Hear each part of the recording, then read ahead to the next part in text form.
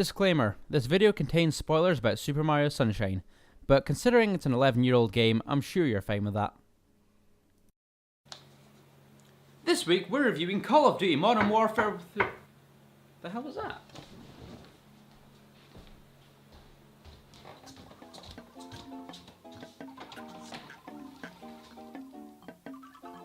Can I help you?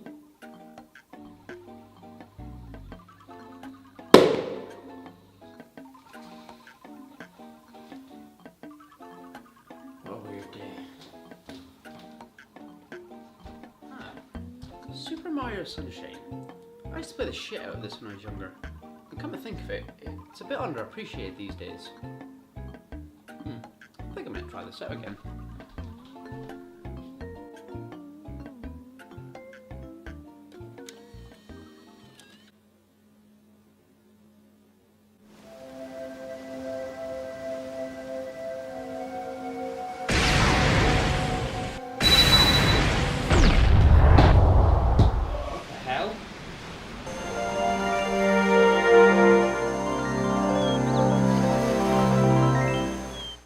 Super Mario Sunshine is a 3D platformer for the Gamecube starring everybody's favourite unlikely hero Mario. It was a commercial success when it first released, but it received a lot of negativity from a handful of reviewers. Luigi's better. Look, I don't even know what the fuck you are, so just shut up and let me get on with this, okay? The game begins with Mario, Princess Peach and Toadsworth going on a vacation to the exotic Isle Delfino, which is probably needed for poor Mario. Mario! We'll get to that.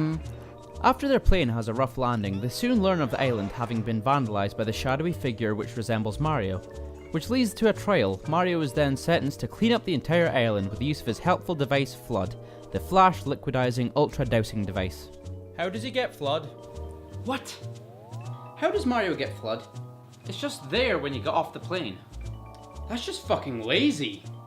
It's convenient. There's a graffiti monster on the runway. A bit too convenient. Even if they'd given him it during the court as a tool, it would have made more sense, don't you think? Didn't I tell you to shut up and let me get on with this? I'll be right here.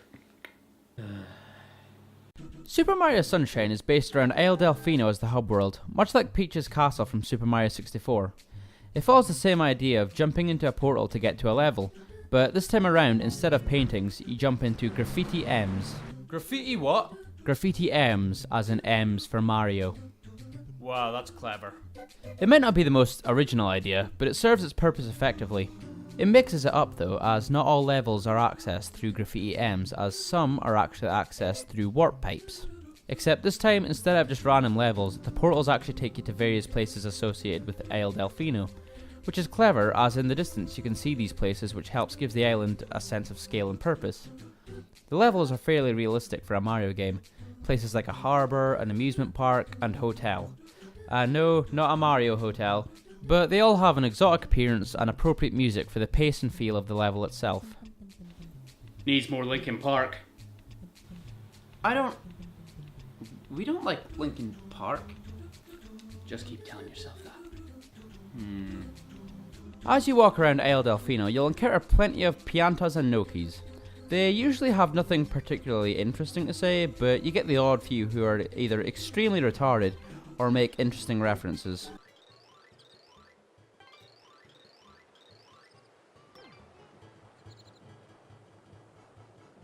Which is pretty What?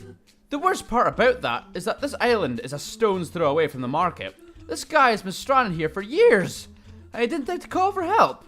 Hell, the people on the island should have fucking noticed him. Plus, there are boats actively floating around and not one of them noticed him. These piantas! They're fucked up. Thank you for that.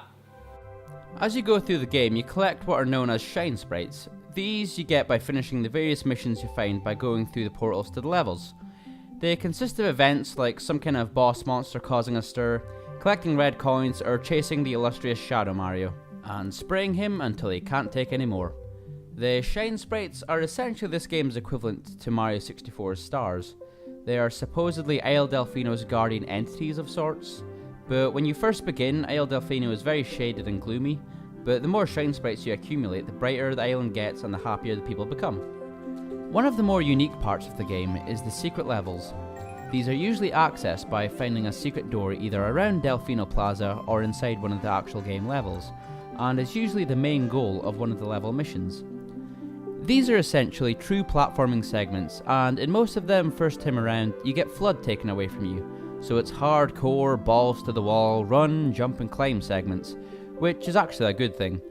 It's nice to take a break from relying on FLUDD all the time, and it lets you enjoy the slick controls and variety of movements by making it through these unique levels all on your own.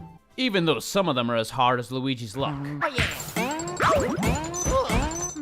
Much like its predecessor, in Super Mario Sunshine, a big part of this game is obviously its platforming.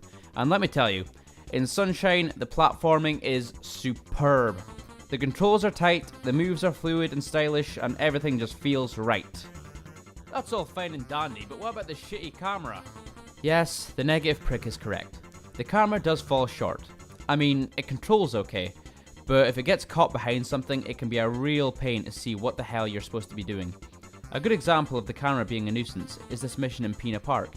The Ferris wheel is out of control because there's an enemy on top causing the wheel to overcharge and spin furiously.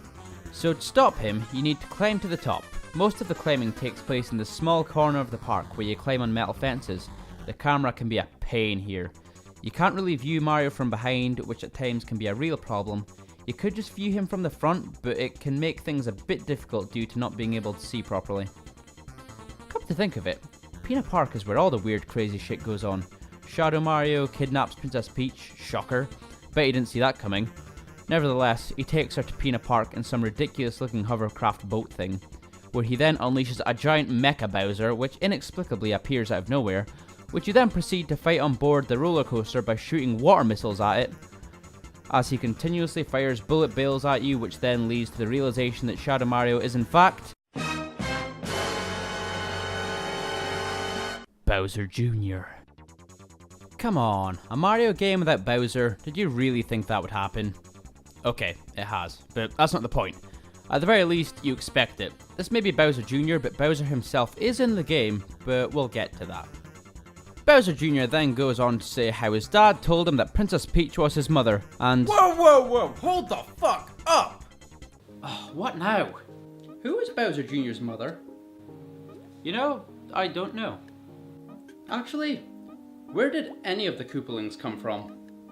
Well, according to the Mario wiki page on the Koopalings, in a September 2012 interview, Shigeru Miyamoto went on record to say that Nintendo's current story is that the 7 Koopalings are not Bowser's children and that Bowser Jr.'s mother is unknown.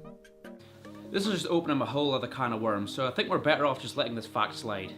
So after the whole realization that Bowser has basically lied to his son about Peach being his mother, he goes on about how he got his magic brush from a strange old man in a white coat, and how he used it to graffiti El Delfino with the intention being that Mario would get accused and put in jail, which, as an evil plan against Mario, is pretty genius considering how thoughtless Bowser's plans have been in the past. But due to the Piantas and their lazy ways, they thought instead that they'd make Mario clean it up. Never know, whilst he's at it, he might bother to save that one guy stranded on the island. Stupid asshole. No, I cannot let the fact that that guy's stranded go. So, strange old man in a white coat, you're just not going to talk about that? Soon. From Pina Park, Bowser Jr. takes Peach and they run off to Corona Mountain, the big highlighting feature on Delfino Plaza. Now, I gave Bowser Jr. credit for his plan as it was thought out and well executed, but from here on, he isn't exactly precautious. You get to Corona Mountain and fight your way through this dangerous lava and spike infested level, expecting an incredible boss fight against Bowser Jr., or something when you get up there at least. You find Bowser, Peach and Bowser Jr. chilling in a hot tub. Who thought this was a good idea? Oh wait, it gets better. What I present to you is Bowser's best voice actor in history. Forget Super Mario Bros. Super Show and their awesome gravelly evil voiced King Koopa. This is where it's at. Wow! The water's great, hey Junior? Sure is, Papa. Come on in, Mama Peach. I think not. Mario! You again? Don't you ever give up? Mario! How dare you disturb my family vacation?